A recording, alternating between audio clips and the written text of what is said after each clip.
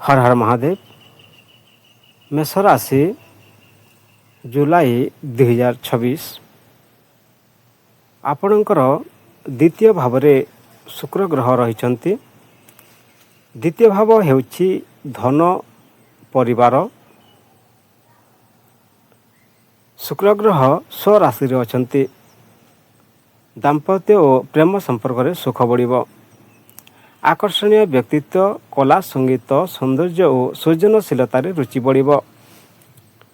धन, भोगविलास, जान, घर और सुविधा प्राप्तिर संभावना बढ़ी।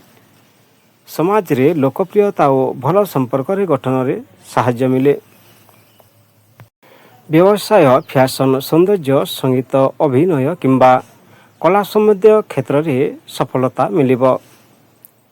शुक्र ग्रहर दृष्टि पकाई थांते सप्तम भाव को दृष्टि पकाई थांते एवं अष्टम भाव को दृष्टि पकाई थांते।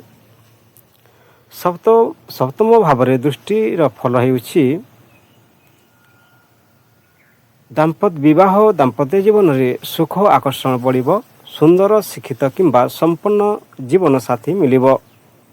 एवं अष्टम भाव रे दृष्टि पड़िबार फल हेउछि हठात धन लाभ किंबा जीवन साथी माध्यम रे लाभ। गुप्त विद्या, ज्योतिष, आध्यात्मिकता प्रति रुचि बढ़िब। मेष राशिर तृतीय भाव में अछंती सूर्यदेव, बुध एवं बृहस्पति ग्रह। तृतीय भाव में थिबारु पराक्रम, जोगाजोग एवं व्यवसाय रे उन्नति देखाजिब। नुआ काम, प्रोजेक्ट किंबा यात्रारो लाभ हेब।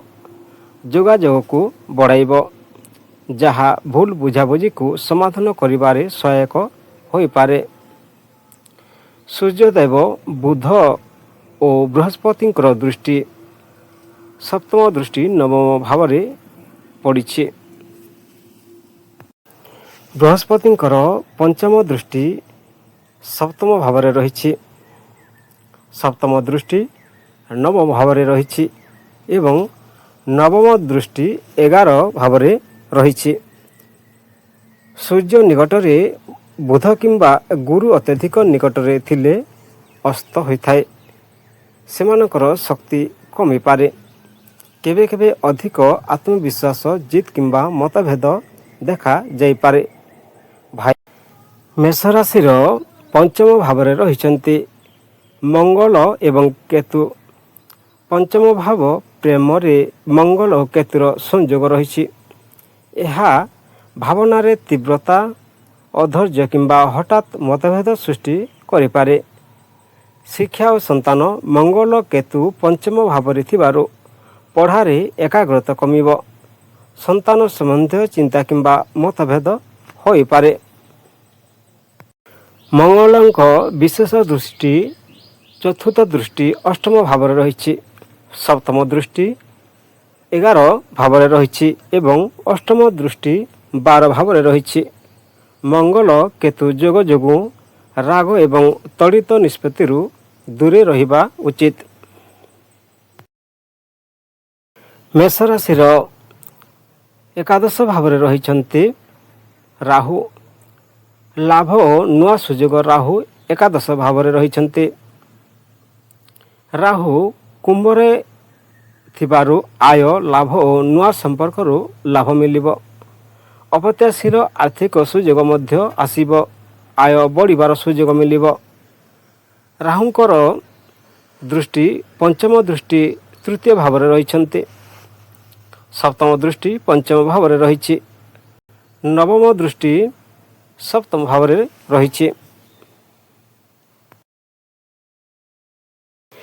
जहा फल रे पंचम दृष्टि तृतीय भाव उपरे पड़े तेबे साहस, संयोग, लेखालेखी, व्यवसाय, भाई भौणी संबंधी क्षेत्र में असामान्य चिंताधारा और उन्नति दे पारे। सप्तम दृष्टि पंचम भाव में रही। प्रेम, संतान, शिक्षा और सृजनशीलता अप्रत्याशित परिवर्तन देखा जाई पारे। आकर्षणीय अधिक होई थाए किंतु द्वंद्व किंबा भ्रम मध्य सृष्टि होई पारे। नवम दृष्टि सप्तम भाव में रही। ବିବାହ ଜୀବନସାଥୀ ଓ ସହଭାଗିତାରେ ଅସାଧାରଣ କିମ୍ବା ଭିନ୍ନ ପ୍ରକୃତିର ଅନୁଭବ ଦେଇପାରେ। ବିଦେଶୀ ସମ୍ପର୍କ ଭିନ୍ନ ସଂସ୍କୃତିର ଜୀବନସାଥୀ କିମ୍ବା ସମ୍ପର୍କରେ ଉତାର ଚଢ଼ାଉ ଦେଖାଯାଇପାରେ। ମେଷ ରାଶିର 12ତମ ଭାବରେ ରହିଛନ୍ତି ଶନି। ବ୍ୟୟ ଏବଂ ବିଦେଶ ଏବଂ ଆଧ୍ୟାତ୍ମିକ ପ୍ରବୃତ୍ତି ରହିଛି। ଶନି 12ତମ ଭାବରେ ଥିବାରୁ ଖର୍ଚ୍ଚ ମଧ୍ୟ ବଢ଼ିପାରେ। ଶନି 12ତମ ଭାବରେ ଥିବାରୁ ନିଦ୍ରା ଅଭାବ, ମାନସିକ ଚାପ ଏବଂ ଅଧିକ ଚିନ୍ତା ଦେଖାଯାଇପାରେ। ଶନିଙ୍କ ବିଶେଷ ଦୃଷ୍ଟି ତୃତୀୟ ଦୃଷ୍ଟି ଦ୍ୱିତୀୟ ଭାବରେ ରହିଛି। ସପ୍ତମ ଦୃଷ୍ଟି ଷଷ୍ଠ ଭାବରେ ରହିଛି। ଦଶମ ଦୃଷ୍ଟି ନବମ ଭାବରେ ରହିଛି। ତୃତୀୟ ଦୃଷ୍ଟି ଦେହ ଭାବ, ଧନ, ପରିବାର ବାଣୀ। ଧନ ସଞ୍ଚୟ ଧୀରେ ଧୀରେ ହୁଏ। ପାରିବାରିକ ଦାୟିତ୍ୱ ବଢ଼ିବ। କଥାବାର୍ତ୍ତାରେ ଗଭୀରତା ଆସେ। ପରିଶ୍ରମ ମାଧ୍ୟମରେ ଧନ ଲାଭ ହୋଇପାରେ। ସପ୍ତମ ଦୃଷ୍ଟି ପ୍ରଭାବ, ଶତ୍ରୁ, ଋଣ, ରୋଗ। ଶତ୍ରୁଙ୍କ ଉପରେ ବିଜୟ ମିଳିବ,